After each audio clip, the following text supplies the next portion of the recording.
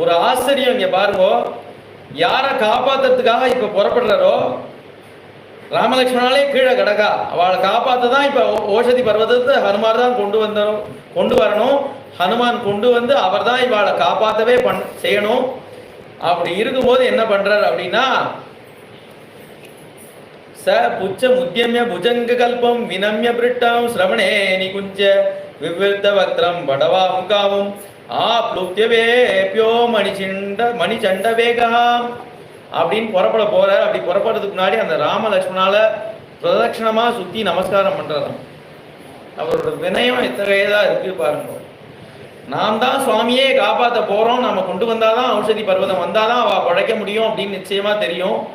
ஆனா அவரோட அனுகிரகத்துல தான் அந்த காரியமே பண்ண முடியும்னு அவர் நம்புறார். அந்த ராம நாமம், அந்த ராமர் தான் எனக்கு அனுகிரகம் பண்ணும் அப்படின்னு அவர் நமஸ்காரம் பண்ணிட்டு அங்கிருந்து புறப்படுறாரு.